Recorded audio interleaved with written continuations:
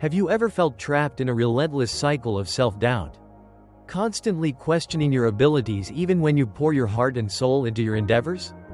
Do you find yourself seeking external reassurances, perhaps a lucky charm, a specific ritual, or even the approval of others, believing these things hold the absolute key to your success? If these questions resonate with the quiet anxieties that whisper in your own mind, then the profound story we're about to explore, interwoven with timeless Buddhist wisdom, will not only shatter your misconceptions but also reveal the astonishing truth about where true, unshakable power lies. Today, we journey back to a tranquil village, a place not so different from our own communities, where the human heart wrestled with the universal struggles of fear, doubt, and the yearning for genuine achievement. This isn't merely a quaint tale from antiquity, it's a profound mirror reflecting our own inner landscapes, inviting each of us to look beyond the superficial and discover the boundless potential residing, often unrecognized, deep within. The young man's burden, a familiar struggle rooted in avidya. In this seemingly idyllic village lived a young man, a figure remarkably diligent and industrious. He poured his energy into his work with an unwavering, almost fierce commitment. Yet, despite his relentless effort, an insidious whisper plagued his mind, the persistent, gnawing doubt of whether he would ever truly succeed. This wasn't a fleeting, occasional thought. It was a deep-seated anxiety that had coiled itself around his confidence, slowly suffocating his spirit. This internal turmoil manifested outwardly as a pervasive irritability and a tendency to flare into anger over the smallest of setbacks. He was, in essence, a prisoner of his own mind, his inherent potential shackled by the invisible chains of self-distrust. This young man's struggle is remarkably, painfully relatable, isn't it? How many of us, despite our best intentions, our diligent efforts, and our genuine aspirations, find ourselves paralyzed by the fear of failure, or quick to anger when the intricate tapestry of life doesn't unravel exactly as planned? From a Buddhist perspective, this pervasive state of mind is deeply rooted in what we call avidya, a profound ignorance or delusion. It's not a lack of factual knowledge, but rather a fundamental inability to see things as they truly are, to perceive reality without the distorting lenses of our preconceived notions and mental afflictions. In this young man's case, he was profoundly ignorant of his own inherent capabilities, blinded by a pervasive sense of inadequacy that he himself had cultivated. His irritation and anger were merely symptomatic of this deeper, unexamined internal conflict, a raw manifestation of his clinging to an outcome, success, that he felt he couldn't control. Coupled with his deep-seated fear of not measuring up, this narrative immediately brings to mind the foundational Four Noble Truths, the very bedrock of Buddhist philosophy. The first truth, dukkha, suffering, is vividly evident in the young man's tumultuous internal world. His ceaseless doubt and explosive anger were undeniable forms of suffering, born not from external circumstances or some predetermined fate, but directly from his own unskillful mental habits and afflictions. The second truth, samudaya, the origin of suffering, points to craving and attachment as the root cause. Here, his intense craving for success, inextricably coupled with his deep attachment to the idea that he might not achieve it, fueled the relentless cycle of his self-doubt and the subsequent, symptomatic irritation. His mind was in a state of constant agitation, creating its own prison. The monk's arrival, a beacon of hope or a mirror of illusion? One day, the quiet, predictable rhythm of village life was stirred by the unexpected arrival of a renowned monk, a spiritual master whose wisdom was said to possess the power to soothe even the most troubled souls. News of his presence spread like wildfire through the community, igniting a fragile flicker of hope in the heart of the young man, who was desperate for any solution, any escape from his suffocating internal turmoil. He immediately sought out the venerable monk, approaching him with a heart heavy with despair, his voice tinged with an almost desperate plea for salvation. "Master," he implored, his words laden with the weight of his struggles, "I toil tirelessly. I exert every ounce of effort to achieve success, yet it consistently eludes me. Please, I beg you, suggest a solution, a remedy to my persistent predicament." This scene is profoundly pivotal, illuminating a common, almost universal, human tendency to seek external solutions for problems that are fundamentally internal. We, like the young man, often look outside ourselves, to gurus, to lucky charms, to quick-fix schemes, or even to the validation of others, hoping that something external will miraculously transform our circumstances, alleviate our suffering, or grant us the success we crave. While seeking guidance from wise and experienced individuals is undoubtedly commendable, the true path to liberation, as consistently taught in Buddhism, lies ultimately within. The young man, in his earnestness, was projecting his profound hope onto the monk, expecting a magical remedy, a tangible object, or a secret incantation that would instantly dissolve his inner obstacles. The monk, a figure radiating profound wisdom and boundless compassion, immediately understood the young man's deep inner turmoil. He didn't immediately launch into a sermon or a complex philosophical discourse.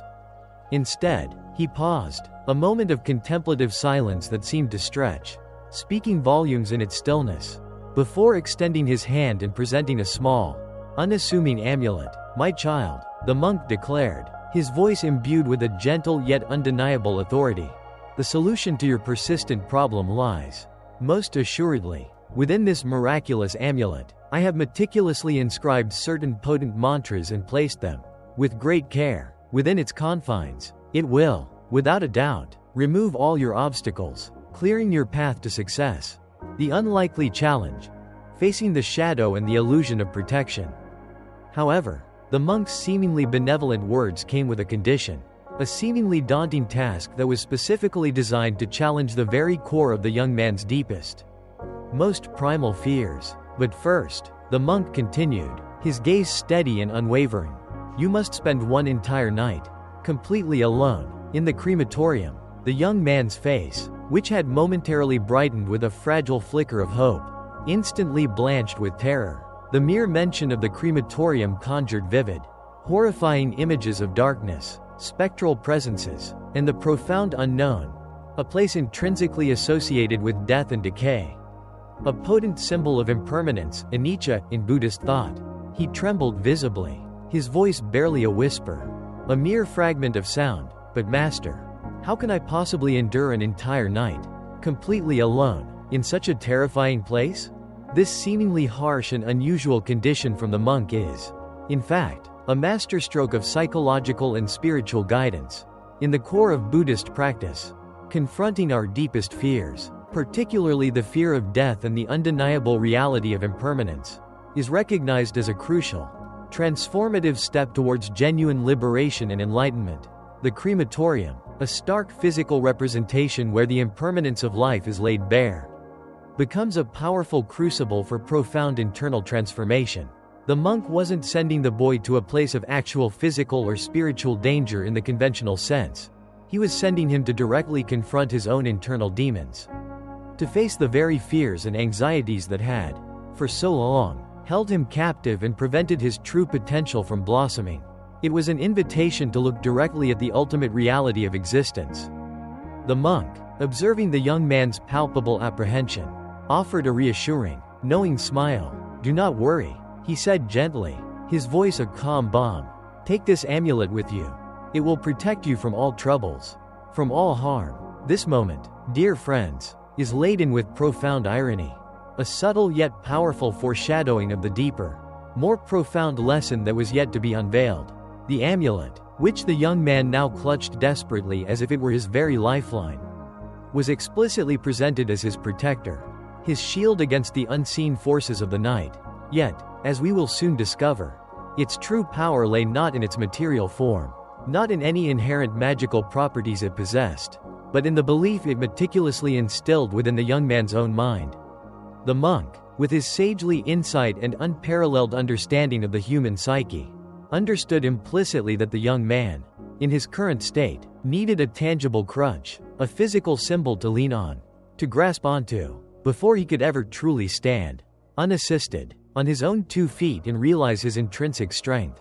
Despite his deep-seated fear, a fear that gnawed at his very core, the young man, driven by his desperate, overwhelming desire for success and perhaps a fragile glimmer of hope unexpectedly sparked by the monk's words and the amulet's promise, resolved to bravely face his apprehension. He made his way to the crematorium, his heart pounding a frantic rhythm against his ribs. bracing himself for a night that promised to be filled with unadulterated dread and terror. The night of illusions, courage forged in belief and the mind's potent power. As the oppressive cloak of darkness slowly enveloped the ancient crematorium, every rustle of leaves, every subtle creak of a distant branch, every haunting hoot of an owl in the dense forest amplified the young man's terror to an almost unbearable degree. His imagination, a fertile ground for apprehension, ran wild, conjuring chilling visions of ghostly figures and ominous, unseen presences lurking in the shadows. Yet, amidst this chilling, all-encompassing fear, he clung desperately to the amulet, clutching it tightly as if it were a literal shield against the unseen. Malevolent forces he imagined. His confidence, though fragile and tenuous, stemmed solely from his unwavering conviction that this sacred object possessed a divine, protective power, guarding him from all harm. He believed, with every fiber of his being, that the amulet held the key to his safety, and this belief, however misplaced in its object, became his anchor in the storm of his fear. This period of the story beautifully and profoundly illustrates the immense power of perception and the mind's extraordinary ability to shape its own reality. The external environment of the crematorium, in itself, wasn't inherently dangerous in any tangible sense, it was a physical space. However, the young man's mind, initially fueled by his deeply ingrained fears and then paradoxically anchored by his newfound belief in the amulet, transformed that physical space into an ordeal of terrifying proportions. His initial, paralyzing fear was undoubtedly a product of his mind's projections, yet his subsequent ability to endure the night, despite that fear, was also a powerful product of his mind, its strength channeled and expressed through his conviction in the amulet's protective power. This narrative aligns seamlessly with the core Buddhist teaching, eloquently articulated in the Dhammapada, that all mental phenomena are preceded by mind. Mind is their master. They are produced by mind. The young man's mind, once dominated by the debilitating grip of doubt and terror, was now, through the skillful means of the monk, dominated by a powerful, though externally focused, belief. His external world, his experience of the night, began to reflect this profound internal shift. When the first tender rays of dawn pierced through the lingering darkness, gently illuminating the ancient crematorium grounds, the young man, weary but undeniably victorious, emerged from his harrowing ordeal.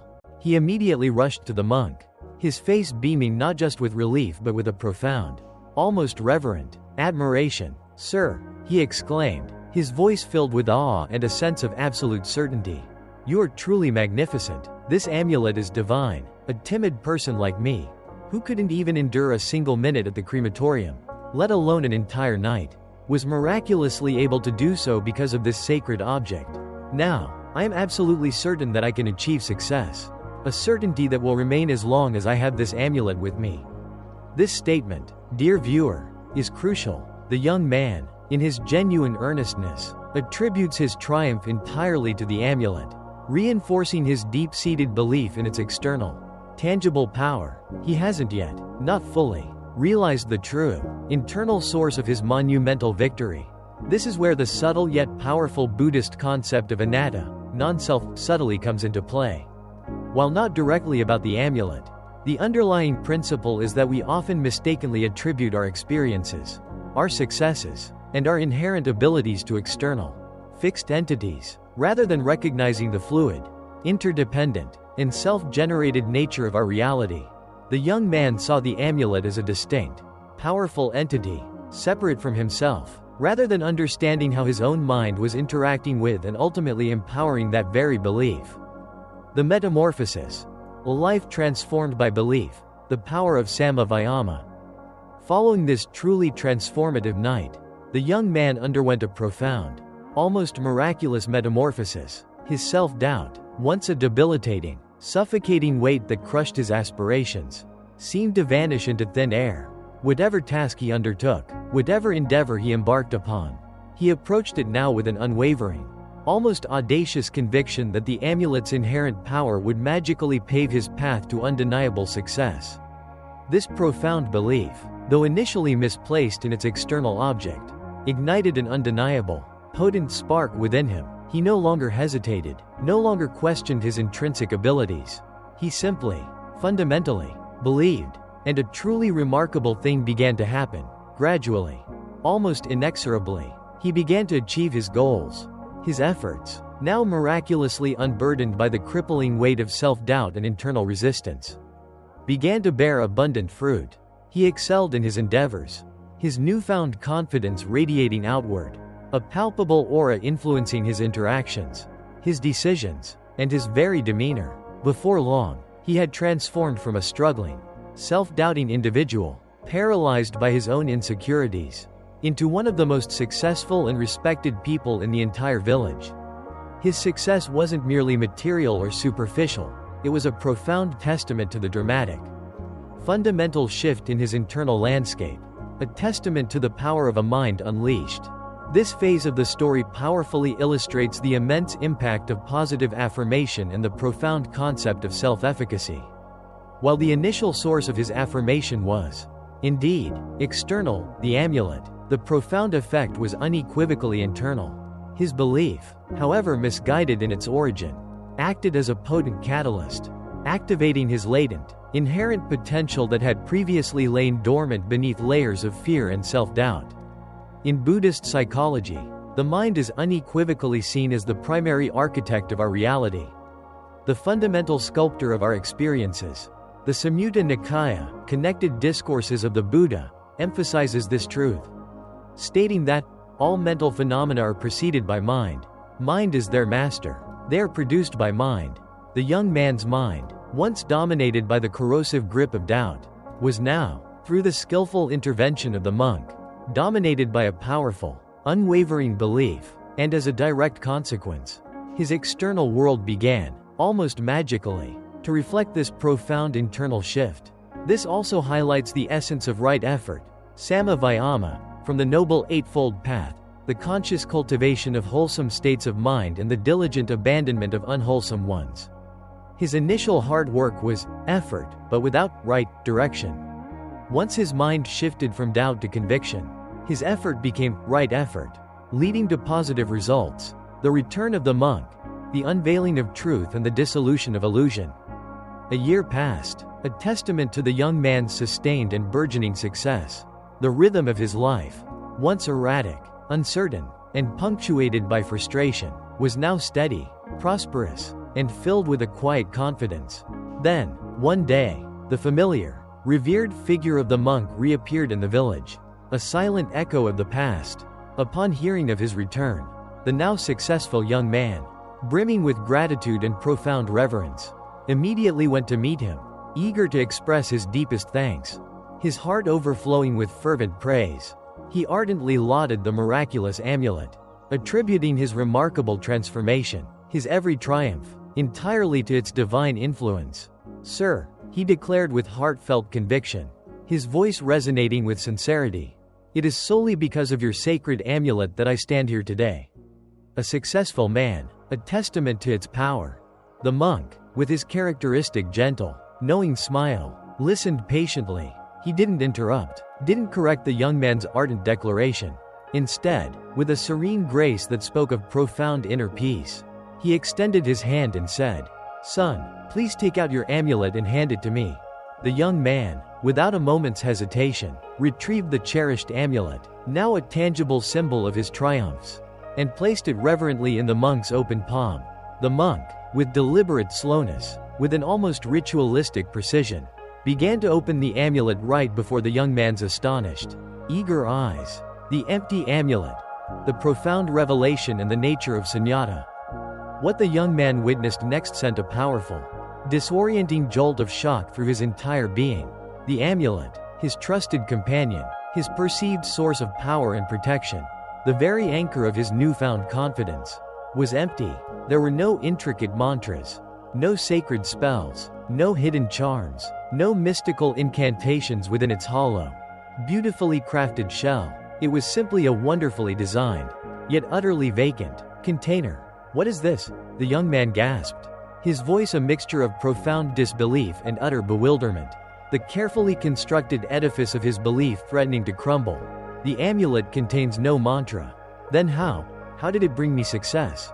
His question hung in the air, echoing the universal human yearning for external, tangible solutions. The monk's smile deepened, transforming into a smile of profound, all-encompassing wisdom and boundless understanding. His eyes, filled with an ancient compassion, met the young man's bewildered gaze directly. "You are absolutely right," the monk affirmed gently, his voice a calm, steady stream of truth. "The amulet is indeed empty. In truth, my son, it was not the amulet that brought you success. It was the power of your faith. It was your unwavering belief that brought you success. That unlocked your potential. This, dear friends, is the climactic moment, the profound unveiling of the ultimate truth. The monk's revelation shatters the illusion, exposing the true, internal source of the young man's transformation. This resonates deeply with the Buddhist concept of karma, not as predestination or fate dictated by some external force, but as action driven by intention. The young man's initial actions were indeed hampered by crippling doubt.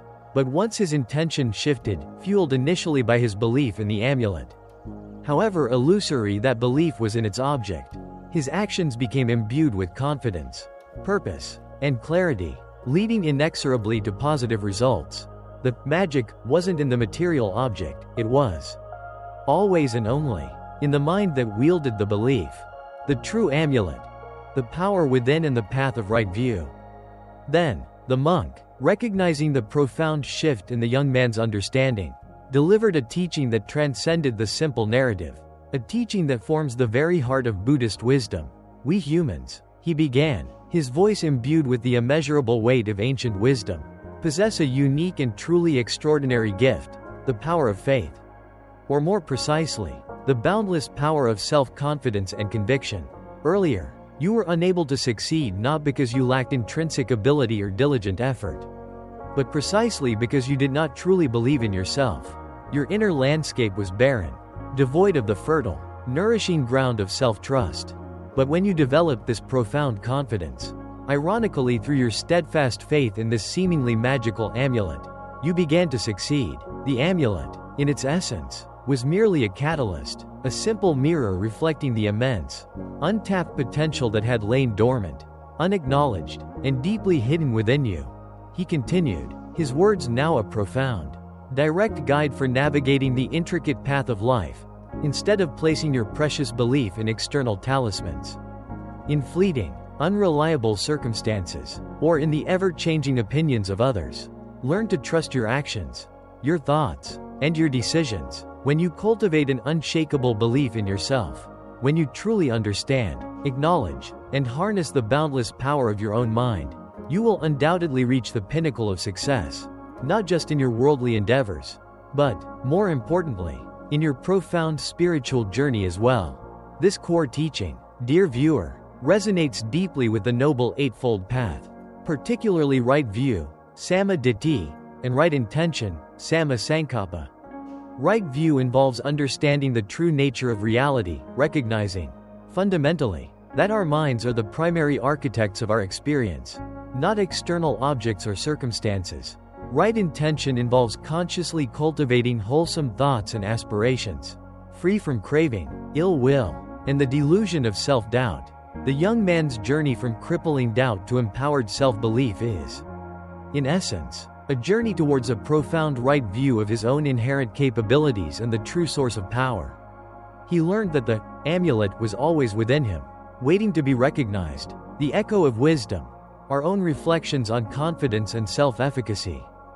If we pause and honestly reflect on the intricate tapestry of our own lives, how often do we, too, fall into the very same trap as the young man in the story? We frequently, almost instinctively, lean on external objects, on fortunate circumstances, or even on the perceived strengths of other people, utterly convinced that these external elements hold the elusive, indispensable key to our success. We might, for example, obsessively clutch a lucky charm before a crucial exam, seek constant, external validation from colleagues before making even the simplest decision, or perhaps attribute our achievements solely to external opportunities rather than acknowledging and owning our own diligent efforts and intrinsic capabilities. But the profound truth, echoing through the ages from countless spiritual traditions, including the very heart of Buddhism, Is this the most powerful force? The most potent, truly miraculous amulet is the unwavering faith we place in ourselves. This isn't about cultivating arrogance or inflating the ego, quite the contrary. It's about recognizing, deeply and experientially, and then cultivating our own innate, limitless potential, understanding that our minds are incredibly powerful tools, capable of sculpting and shaping our reality. It is about realizing the concept of self-efficacy in its most profound spiritual sense. Consider, for instance, a world-class athlete meticulously preparing for a high-stakes competition. If they are constantly plagued by debilitating doubts about their abilities, if they question every grueling training session and every strategic decision, then no amount of physical conditioning, no matter how rigorous or cutting-edge, will ultimately lead them to victory. Their internal landscape of self-doubt, a self-created prison, will inevitably become their greatest, most insurmountable obstacle. However, the very moment that athlete truly begins to believe, not just intellectually but with every fiber of their being, in their hard work, in their unwavering dedication, and in their own intrinsic potential, a remarkable, almost magical, transformation begins to occur. They unlock a new, exhilarating level of confidence, a mental fortitude that allows them to push past previously perceived limitations and perform at their absolute peak. Their profound belief becomes the very fuel for their peak performance, transforming their potential into tangible achievement. This isn't mystical in a supernatural sense. It's profoundly psychological and deeply aligned with the most advanced principles of mental training and positive psychology, all rooted in the ancient wisdom of the mind's power. Confidence, the foundation of all success, and its Buddhist roots. The story of the young man and the empty amulet, therefore, serves as an incredibly potent, timeless reminder.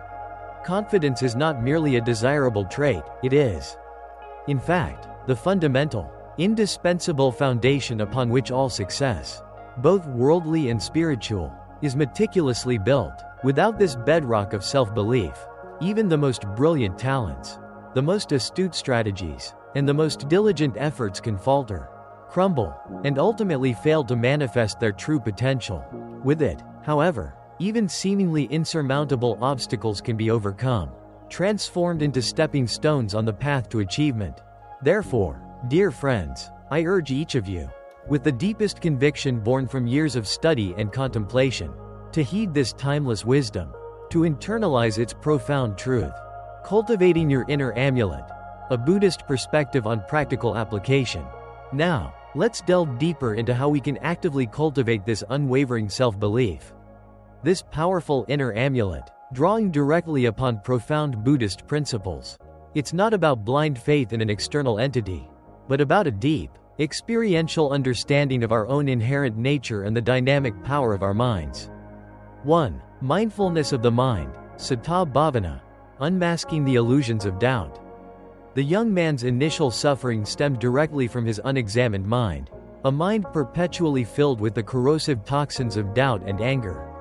Mindfulness, sati, as taught in Buddhism, is the meticulous practice of observing our thoughts and emotions without judgment, without immediate reaction, and without identification. When we become truly aware of our self-doubts, when we see them arise as mere mental formations, we can begin to question their inherent validity.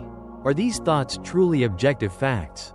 Or are they merely transient mental constructs, products of conditioning or past experiences? Through consistent mindfulness, we can catch the insidious seeds of doubt before they blossom into overwhelming fear and paralysis. This practice allows us to create a vital space between the thought and our reaction to it, a space where true freedom resides. It helps us understand that while thoughts arise, we are not those thoughts, we are the aware space in which they appear. 2. Understanding impermanence, anicca, liberating from the fear of failure. Our abilities, our circumstances, and indeed, our very lives are constantly in flux, perpetually changing. The young man's ultimate success wasn't fixed in the amulet, it was a dynamic, evolving result of his shifting state of mind and his consistent, empowered effort. When we deeply understand and internalize the principle of impermanence, anicca, we become less rigidly attached to specific outcomes and, crucially, less profoundly discouraged by temporary setbacks or perceived failures. Our failures are not permanent, immutable definitions of who we are, but rather transient experiences, invaluable lessons from which we can learn, adapt, and grow. This profound understanding fundamentally frees us from the paralyzing fear of failure, allowing us to take calculated risks, embrace new challenges, and move forward with greater resilience. 3. Cultivating loving kindness, metta, healing the inner critic. Often, the relentless grip of self-doubt is inextricably intertwined with a profound lack of self-compassion. We are, all too frequently, our own harshest, most unforgiving critics. Metta, loving kindness, meditation. The practice of extending unconditional loving kindness, first to ourselves and then to others, can powerfully help dissolve this ingrained self-criticism. When we consciously choose to treat ourselves with the same profound kindness, understanding, and forgiveness we would readily offer to a dear friend, our inner amulet of self-belief naturally strengthens, its radiance growing brighter. It's about creating an internal environment of warmth and acceptance, rather than constant judgment and harshness. 4. Right effort, samma vayama, directing our mental energy wisely.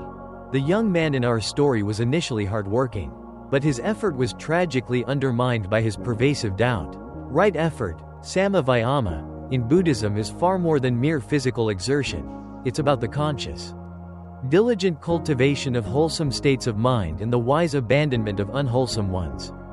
This means actively nurturing thoughts of confidence, capability, and inner strength, and actively, skillfully letting go of thoughts that undermine our potential, that feed our insecurities. It's not about forcing an artificial positivity, but about consciously and consistently directing our mental energy towards constructive, liberating pathways. It's a continuous process of mental purification and strengthening. 5. Trusting the process, not just the outcome. Resilience through non-attachment. The young man initially sought success as an external, definitive achievement, a fixed point to be reached. Buddhism, however, teaches us to focus deeply on the path, on the continuous process of growth and awakening, rather than being solely, rigidly fixated on the outcome. When we cultivate a profound trust in our consistent efforts, our wholesome intentions, and our continuous learning and adaptation, our self-belief becomes far more resilient, independent of immediate external results. The true joy and sustainable confidence then emerge from the richness of the journey itself, from the very act of living mindfully, rather than being solely dependent on the attainment of a specific destination. It's a radical shift from results-driven anxiety to process-oriented peace. 6. Recognizing our inherent Buddha nature, the ultimate source of unshakable confidence. At the deepest, most fundamental level, Buddhist teachings emphasize that every sentient being, without exception, possesses an inherent, luminous, Buddha nature, the boundless, intrinsic potential for awakening, for profound clarity, for limitless wisdom, and for unconditional compassion. This isn't something external that we acquire through arduous effort. It's an inherent quality that we merely uncover. Peel back the layers of delusion to reveal.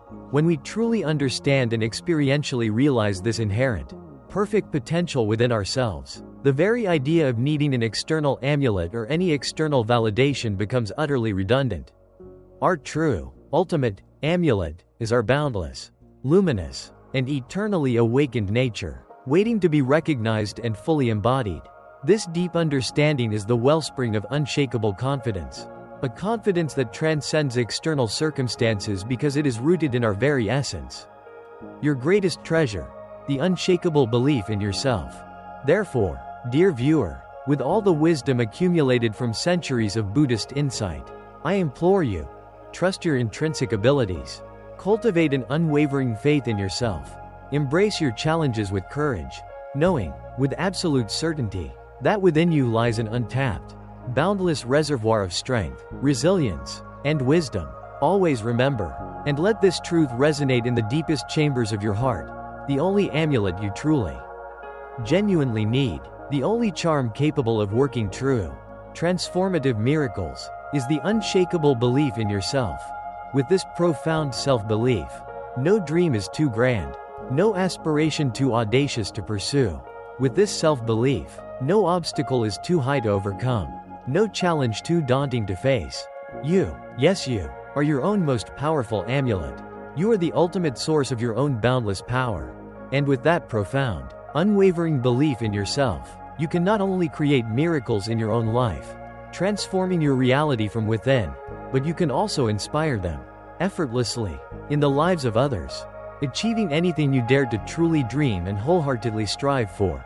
Thank you for joining me on this profound journey of self-discovery and enlightenment. If this timeless message resonated deeply with your spirit, please consider liking this video and subscribing to Buddhist Story for more illuminating insights into ancient wisdom for modern living. What are your thoughts on the transformative power of self-belief? Share your experiences and reflections in the comments below. Until our next encounter, may you find profound peace, infinite wisdom, and an unwavering, radiant faith in your own incredible, boundless potential.